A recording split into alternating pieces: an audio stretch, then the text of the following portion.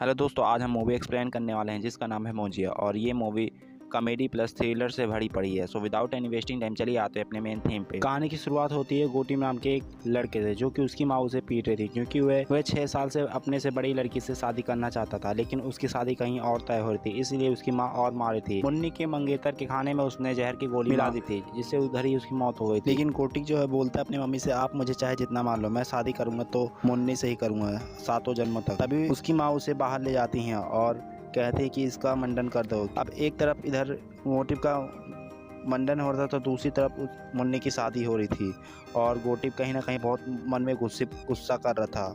और फिर हम देखते हैं एक दिन अपनी रात को अपनी बहन को लेकर वे रात को घर से बाहर निकलता है। तभी उसकी बहन कहती है, भैया हम कहाँ जा रहे हो, आप मुझे कहाँ लेके जा रहे हो। तभी वो कहता है हम चितवाड़ जा रहे हैं। तभी उसकी बहन डर जाती है, कहती है कि मैं ऐसे डरावनी जगह नहीं जाऊँगा। तभी गोटिया कहता है कि तू टेंशन मत ले, मैं हूँ ना, तेरा भाई तेरे साथ है अभी। और फिर हम देखते हैं कि वो दोनों डरावनी जहाँ पे चितौड़ पहुँच जाते हैं, जहाँ पे गोटिया जो है अब काला जादू कर रहा था, जो कि उसकी बहन देखते ही डर जा रही थी। लेकिन अब बलि का समय आता है, इसलिए वो धीरे से जाकर अपनी बहन की गले में चाकू रखता और उसे काटने लगता है। लेकिन उसकी बहन जो है उसे छुड़ाती है और उसे धक्का मार देती है, जिससे उसे चोट लग जाती है उसके सिर में और उसकी मौत वहीं पे हो जाती है। फिर हम सुबह देखते हैं गांव वाले और गोटिया के घर वाले, जो कि गोटिया के फैमिली वाले, उसे मरा हुआ देखकर बहुत रोते हैं और फिर उसका अंतिम संस्कार उसी पेड़ के नीचे जड़ की अस्थियों में कर देते हैं। तभी माँ कहती है गांव वालों के लोगों से कि आप लोग ऐसा क्यों कर रहे। तभी गांव वाले बताते हैं कि तेरा बेटा 10 दिन के अंदर ही पहले मरा हुआ है, वह जाग भी सकता है, शैतान भी बन सकता है, यानी कि मोंजिया भी बन सकता है। अब हमें फिल्म में कई साल के बाद सीन दिखाते हैं, जहाँ पे हम बिट्टू नाम के एक लड़के को देखते हैं, जो कि छोटी छोटी बातों पे बहुत डरा हुआ था। वो हमेशा भूत प्रेत से पहले से डरा रहता था। गोटिया घर में उसकी मम्मी और उसकी दादी भी रहती थी। बिट्टू के पापा तो नहीं है, लेकिन हाँ उसकी मम्मी के पास एक ब्यूटी पार्लर है, जो कि बिट्टू भी उनके काम में मदद करता था। और फिर इधर हम देखते हैं, फिर उसकी मम्मी कहती हैं कि आज तेरी दोस्त बेला आई है तुझसे मिलने। तभी उसके बिट्टू के चेहरे पर मुस्कान आ जाती है, क्योंकि बिट्टू की वो बचपन की दोस्त होती है बेला। लेकिन उसकी मम्मी कहती है कि उसका दोस्त फिरंगी भी आया हुआ है। तभी बिट्टू नाराज हो जाता है। अब इधर हम फिल्म में देखते हैं बेला जैसे ही बिट्टू से पीछे से आवाज़ देती है, बिट्टू पहले डर जाता है और उसके मन में डरावनी चीज़ें आने लगती हैं। और इधर हम देखते हैं बिट्टू से बेला मिलती है और कहती हैं कि हाय बिट्टू, कैसा है, क्या हाल चाल है। और फिर हम बेला को देखते हैं कि बिट्टू के साथ साथ उसकी फैमिली वाले को भी जुम्बा क्लास उसका शुरू होने वाला था, इसलिए वो कल ऑर्गेनाइजेशन था, इसलिए सबको वो बुलाती है कि आप सबको मेरे क्लासेस में ज़रूर आने हैं उद्घाटन के टाइम। और इधर देखते हैं बिट्टू एक अपने दोस्त कैमरे वाले को भी बुलाता है, कहता है कि कल बेला के दुकान में ऑर्गेनाइजेशन है जुम्बा क्लासेस के, इसलिए तुझे वहाँ आना है और उसका रिकॉर्डिंग करनी है। तभी उसका दोस्त वहाँ पे रिकॉर्ड कर रहा होता है सारी चीज़ें। तभी बेला कहती है कि मेरा दोस्त फिरंगी कैसा लगा। तभी फिरंगी जो है सभी लोगों के सामने बेला को प्रपोज करता है, जो कि बिट्टू का मूड खराब हो जाता है, और क्योंकि वो बेला को कहीं ना कहीं पसंद करता था बिट्टू पहले से ही। अब हम अगले दिन देखते हैं बिट्टू, पम्मी और उसकी दादी अपने चाचा जी की बेटे की सगाई में जा रहे होते हैं। लेकिन उसकी दादी पम्मी को समझाती हैं, कहती हैं कि देख, मुझे पता है तेरे देवर और तेरे में 36 का आंकड़ा है, लेकिन फिर भी हम वहाँ जाएंगे उसकी बेटी के लिए। तभी उसकी मम्मी कहती है कि हम लोग चलते हैं, ठीक है, लेकिन वहाँ बिट्टू का जाना क्या ठीक है, पिछली बार आप जानती हैं क्या हुआ था, यानी कि उस गांव में ज़रूर कुछ हॉरर जैसी डरावनी चीज़ें होती है, इसलिए कहानी में आगे पता चलेगा।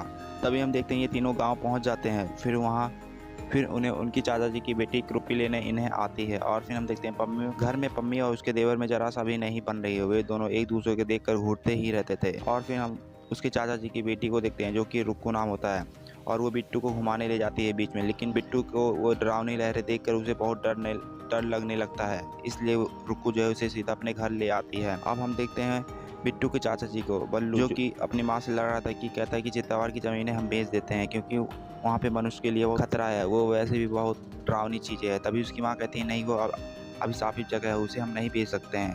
तभी बल्लू उसके चाचा कहता है, देख, उस ज़मीन की वजह से मेरा भाई भी मारा गया, अगर उस दिन वो पेड़ जलाने न गया होता तो शायद मेरा भाई जिंदा होता अब तक। और ये सब बातें बिट्टू भी सुन रहा होता। तभी बिट्टू जो है वो इससे टावर वाली जगह पे पहुंच जाता है, ये राज देखने के लिए आखिर है क्या उस जगह पे। फिर हम वहाँ देखते हैं, वहाँ पेड़ के नीचे मुंडिया रहता है, लेकिन बिट्टू की दादी को पहले से पता था कि वहाँ बिट्टू जरूर गया, इसलिए उसकी दादी भी उसके पीछे चली जाती हैं। और फिर हम देखते हैं कि वहाँ बिट्टू उस पेड़ के नीचे, आवाज़ पेड़ के आसपास जरा सा भी नहीं दिखाई दे रहा। तभी उसकी दादी आती हैं, उस पेड़ पे सिंदूक से छड़ी निकालती हैं और उसे जोर से मारती हैं, तो उसे उस पेड़ को हल्का सा चोट लगता है, लेकिन एक छड़ी और मारती हैं। तब फिर वो बिट्टू को अपनी जड़ों से छोड़ देता है और बिट्टू अपने दादी के पास वापस आ जाता है। लेकिन बिट्टू के पीठ पे मुंजिया ने अपना पंजा रख दिया था, जो कि अभी ग्लो हो रहा था। तभी दादी उसे बताती है कि बिन बताए तू यहाँ कैसे आ गया। तभी बिट्टू कहता है कि आप लोग मेरे पिताजी के रहस्य से मुझे क्यों छुपाए रखे हैं। तभी उसकी दादी के क्या बताऊं, इसमें सब मेरी ही गलती है। अब इधर हम देखते हैं बिट्टू की दादी के पीछे मुंजिया आता है, जो कि उनकी गर्दन पकड़कर वहीं पर तोड़ देता है और बिट्टू के सामने ही उसकी दादी की मौत हो जाती है और बिट्टू को ये सब देखकर बेहोश हो जाता है। और हम देखते हैं अगले दिन सब लोग दादी की अंतिम संस्कार कर रहे थे, लेकिन उसका चाचा जो है बल्लू कहता है कि इस फैमिली ने पहले मेरे भाई को खा गए, अब मेरे मम्मी को भी खा गए। ये सब ताने सुनकर पम्मी जो है अपने बेटों को लेकर अपने घर वापस आ जाती है। हम देखते हैं बिट्टू को मुंजिया जो दिन रात परेशान करता रहता था। दिन में तो नहीं करता, लेकिन रात में जो है वो सूरज जैसे ही ढलते थे वो अपना कारनामा शुरू कर देता था। मुंजिया उसे बिट्टू को मारता और उसे डराता कई बार, और बिट्टू जो है डर के मारे किसी को बताता नहीं था। यहाँ तक कि बिट्टू के ये सब डरावनी चीज़ें देखकर उसकी मम्मी को शक हो गया था कि उसकी दादी के चले जाने के बाद बिट्टू जरूर कहीं ना कहीं ड्रग्स लेने लग गया, तभी उसकी ये हालत हो गई है। देखते हैं बिट्टू को मुंजिया डराता और बार बार कहता है कि तू मुन्नी को ढूंढ ले। लेकिन बिट्टू को ज़रा सा भी नहीं पता था कि मुन्नी कौन है। लेकिन उसे कहता कि अगर तू मेरी मुन्नी को नहीं ढूंढेगा तो तेरी माँ को भी मैं मार दूंगा। तभी वो परेशान दिन रात होकर मुन्नी को ढूंढता रहता है। एक दिन अपने दोस्त हरी के पास जाता है बिट्टू, और वो डरा हुआ रहता था और लैपटॉप में कुछ कर रहा था। तभी उसका दोस्त हरी पूछता है, भाई तू कर क्या रहा है, तू इतना डरा हुआ क्यों है। यहाँ तक कि मम्मी आंटी भी बोल रही थी कि तू दादी के चले जाने के बाद ड्रग्स लेना शुरू कर दिया है। तभी वो बताता है कि ऐसी बात नहीं है। फिर वो बिट्टू जो है अपनी पूरी परेशानी अपने दोस्त हरी को बताता है कि वो आखिर क्यों परेशान है। अब हम रात को देखते हैं, रात को दोनों हरी और बिट्टू एक साथ होते हैं और वहाँ मुंजिया आता है। मुंजिया जो है बिट्टू और उन दोनों को डराता है, लेकिन हरी तो नहीं देख पाता है, लेकिन बिट्टू का उसे काफ़ी अच्छी तरीके से देख पाता है और आवाज़ भी सुन पाता है। लेकिन हरी जो है उसे देख नहीं पाता, लेकिन उसकी आवाज़ अच्छी तरीके से सुन सकता था। और मुंजिया जो बार बार कहता है कि तुम मेरी मुन्नी को जल्दी से जल्दी ढूंढो, नहीं तो परेशानी तुम्हारी और तुम्हारी माँ के ऊपर होगी। तभी वो लोग किसी तरह मुन्नी को गांव से पता लगाते हैं और उसका फ़ोटो लाते हैं अपने फ़ोन से, और फिर उसका फ़ोटो किसी तरह मंगवा लेते हैं गांव से। और फिर फ़ोटो देखकर बिट्टू को पता चलता है कि बल्ली की दादी है, इसलिए वे अगले दिन बल्ली की दादी के पास जाते हैं, जो कि वहाँ पे उसकी दादी होती है, इसलिए कुछ बात नहीं हो पाती है। तभी वहाँ बिट्टू को बल्ली देखती है और उसे देखते ही गले लगा लेती है और कहती है कि सॉरी यार, मुझे तुम लोगों के साथ होना चाहिए था। जब तुम्हारी दादी थी तो मुझे तुम्हारे साथ होना चाहिए, लेकिन मैं उस वक्त नहीं थी। ये सब कारनामे जो है मुंजिया भी देख रहा होता है। तभी अब रात को मुंजिया आता है और ये सब कारनामे देखकर उन लोगों को फिर से डराने लगता है। फिर हरी पूछता है, भाई तू। हरी बोलता है, मुंजिया भाई आप मुन्नी को कब वो कहाँ लाना है, मेरे को बता दो, मैं ला दूंगा, लेकिन इस तरह अभी परेशान मत करो। तभी मुंजिया कहता है कि नहीं, अब हरी को नहीं, अब बल्ली को लाना है। पहले मैं उसका बलि चढ़ाऊंगा, तब मेरी शादी होगी। उस मुन्निया को चितार वाले पेड़ के नीचे पास लाना। तभी वो दोनों सदमे में हो जाते हैं कि खतरा है, अब बल्ली की जान को खतरा। तभी इन सब से वो दूरी बनाने के लिए जादू टोने के पास जाते हैं और हरी एक लड़के के पास ले जाता है, और उस लड़के का नाम, उस आदमी का नाम होता है एल्विस, जो कि भूत प्रेत चीज़ों से वो दूर भगाता है। लेकिन बिट्टू देखकर उसे कहता है कि मुझे नहीं लगता कि ये हमें मुंजिया से छुटकारा दिला पाएगा। तभी बिट्टू वहाँ जाने लगता है, लेकिन जैसे ही जाने लगता है उसके पीठ पर मुंजिया के हाथ थे, जो कि अभी ग्लो हो रहा था, और वो एल्विस उसे पहचान जाता है। तभी कहता है कि ये सब तो मुंजिया का करा धरा है। तभी उसे पूरी स्टोरी बताता है कि मुंजिया कैसे बनते हैं और कैसे आते हैं, इन्हें कैसे भगाया जाता है।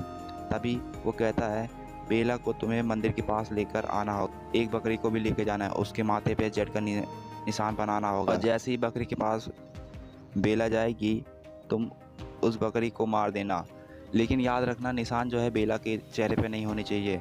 अगर बकरी के आसपास गई नहीं, निशान उसके शरीर में लग गया तो मुंजिया जो है उसके शरीर में निवास कर सकता है, इसलिए सब ध्यान रखना। अब इधर देखते हैं कि हरी जो है बेला को कहता है कि भाई, बेला को कहता है, देख बिट्टू का एक ऐड शूट होना है, उसमें तेरी भी मदद लगेगी। चितवार के गांव के मंदिर में तुझे वहां चलना होगा। तभी एल्विस, पम्मी और बिट्टू और बेला जो है गांव आते हैं, और हम देखते हैं कि वो लोग कुछ देर तो आराम करते हैं, फिर उसके बाद अपना कारनामा शुरू करते हैं। और तभी बीच के पास बेला जो है उसे बताती है कि मैं अपने बॉयफ्रेंड के साथ, फिरंगी के साथ ब्रेकअप करना चाहती हूँ, क्योंकि वो मुझे लंदन शिफ्ट करना चाहता है, लेकिन मैं यहाँ भारत में रहकर जुम्बा क्लासेस चलाना चाहती हूँ। तभी हम देखते हैं उसका बॉयफ्रेंड वहाँ आता है, फिरंगी, और फिर से कहता है कि बेबी जो तुम कहोगे मैं वही करूँगा, मैं लंदन नहीं जाऊँगा, और उसे फिर से कैचअप हो जाते हैं। और बिट्टू का मुंह से फिर वहीं से लटक जाता है। और इधर शाम होती है और ये सब कारनामे मुंजिया देख रहा होता है और मुंजिया को बल्ली के पास देखकर गुस्सा आता है। फिर उसे घसीटता हुआ सीधा जंगल के पास ले जाता है और उसकी बुरी हालत कर देता है। फिर वहाँ डॉक्टर के पास ले जाते हैं फिरंगी को, तो डॉक्टर वाला कहता है कि वो इसे जंगली जानवर खींच कर इसे ले गया है। ये अच्छी बात यह है कि ये जिंदा रहा, नहीं तो इसकी मौत भी हो सकती है। अब इधर हम बिट्टू को और हरी को देखते हैं, जो कि बिट्टू और हरी को मुंजिया को समझाते हैं कि भाई आप रुक जाइए कुछ दिन, हम आपकी शादी ज़रूर कराएंगे, लेकिन ऐसे परेशान मत करो बार बार। वहाँ पे जो है ये सब जब बात करते तभी उसकी बहन कजन रोनो भी आ जाती है और फिर उन्हें पूरी स्टोरी बताते हैं कि मुंजिया कैसे मेरे शरीर पे आया और किससे शादी करना चाहता है। और इधर ये तीनों अब शादी की प्लानिंग कर रहे थे, बेला और मुंजिया की। और फिर एल्विस भी उन्हें फ़ोन से मदद भी करता कि बकरे को कैसे लेके जाना है और उसके माथे पर कैसे जेट का निशान बनाना है। लेकिन हम फ्लैशबैक स्टोरी में देखते हैं कि बिट्टू जो है बल्ली के नारियल के पानी में शराब भी मिला देता है, जिससे बल्ली जो है नशे में हो जाती है और फिर उस काम में बिट्टू की और मदद हो जाती है। और इधर हम देखते हैं नशे में जो है बल्ली जो है बकरी के साथ खेलने लगती है और जेट का निशान उसके शरीर पे लग जाता है, जिससे मुंजिया का जो आत्मा था वो ट्रांसफ़र होकर बल्ली के शरीर में चला जाता है और इन सबको अब बारी बारी डराने लगता है। फिर वो लोग एल्विस के पास फ़ोन करते हैं, तभी एल्विस कहता है तुम टेंशन मत लो, मैं वहाँ पे आ रहा हूँ, तुम लोग बकरी को लेते रहना, उसकी हमें ज़रूरत रहेगी। लेकिन हम देखते हैं वो लोग बकरी को लेकर वहाँ से भागते हैं। तभी एक आदमी बकरी से उन लोगों से छीन लेता है, क्योंकि उस आदमी को लगता है कि ये लोग बकरी चुरा कर लेके आए हैं। फिर इधर हम देखते हैं कि घर पे आकर पम्मी को बिट्टू सारी बातें बताता है, कहता है कि कैसे हमारे मुंजिया हमारे पीछे पड़ा हुआ है। और फिर बिट्टू कहता है कि मैं बहुत लूजर हूँ, मेरी वजह से पहले मेरी दादी मारी गई, अब बेला की बारी है। तभी उसकी मम्मी उसे हौसला देती, कहती कि तू बहुत बहादुर है, तू कुछ भी कर सकता है, तू टेंशन ना ले। तभी अब एल्विस आता है, वो लोग कहते हैं कि बकरी को जल्दी लाओ, बिना बकरी के बेला के शरीर से मुंजिया का आत्मा निकाला नहीं जाता है। लेकिन उसका चाचा कहता है कि मैंने बकरी को काट कर मैं खा गया चखना बनाकर। तभी एल्विस कहता है कि अगर तूने बकरी को ना खाया होता तो अब तक मैं बेला के शरीर से उसकी आत्मा निकाल दिया होता, अब चल तू ही उसका साथ देगा। तभी उसे पेड़ पर टावर के पेड़ पर लटका देते हैं और उसे छड़ी से मारते लगते हैं, उसे जड़ का निशान उसके शरीर पे ही बना देते हैं बिट्टू के चाचा के ऊपर। और फिर मुंजिया जो है उसके शरीर में निवास करने लगता है और फिर हम देखते हैं जादू टोना से पहले बेला के शरीर पे एक घोले में घेर देता ताकि वो किसी को ना परेशान करे। और इधर हम एल्विस के देखते हैं अपना कालुई जादू शुरू करता है और काफ़ी देर के बाद कालुई जादू बल्ली के ऊपर करने के बाद काले घेरे से वो बल्ली जो वापस आ जाती है और सबको फिर से परेशान करती है। लेकिन कालुई जादू के जरिए वो छड़ी से फिर से मारता है बेला के शरीर पे, उसके शरीर पे जेट का निशान तो बन जाता है, लेकिन हमेशा के लिए शरीर पे वो मुझे छोड़कर चला जाता है। और फिर हम देखते हैं फिल्म यहीं पे ख़त्म हो जाती है गाइस। हाँ तो दोस्तों, अगर वीडियो पसंद आए तो एक लाइक और सब्सक्राइब कीजिएगा guys. Thank you guys, bye bye, see you again.